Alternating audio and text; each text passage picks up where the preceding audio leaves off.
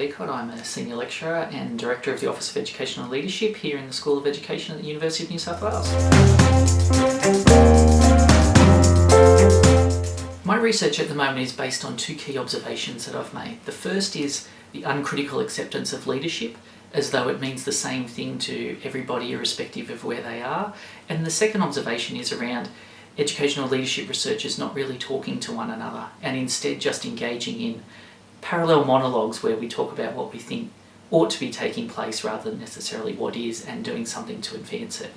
In relation to the first one, my work has been primarily concerned with developing a relational methodology where we actually ask questions about what it means to be a leader and what leadership means in context, including why is leadership popular at this particular point in time, what is it about the particular conditions we're in now that makes us want leaders rather than necessarily managers or administrators as in the past. This then requires us to ask a number of questions about what exactly it means, what it means in practice, and to what extent can we actually say leadership here in New South Wales is the same as leadership in Victoria or in another country or in another continent. These are some of the serious questions that I think educational leaders need to engage with, and providing a relational methodology, I believe, provides the resources in which researchers can start to have the conversation with one another without talking past each other based on how they think things ought to be.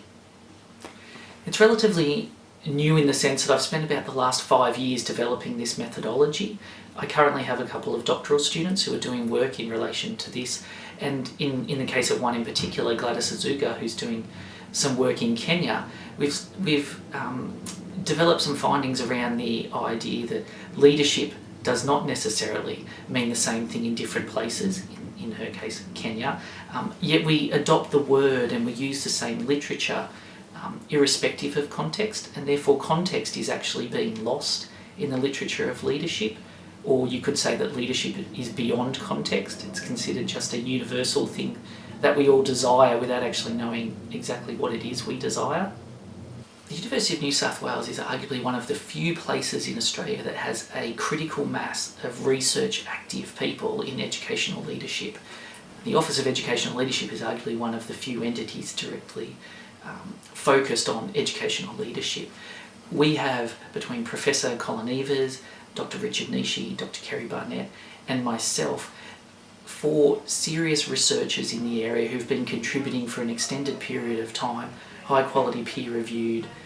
research that can then directly feed into our Master of Educational Leadership and have an impact on a wide variety of end users.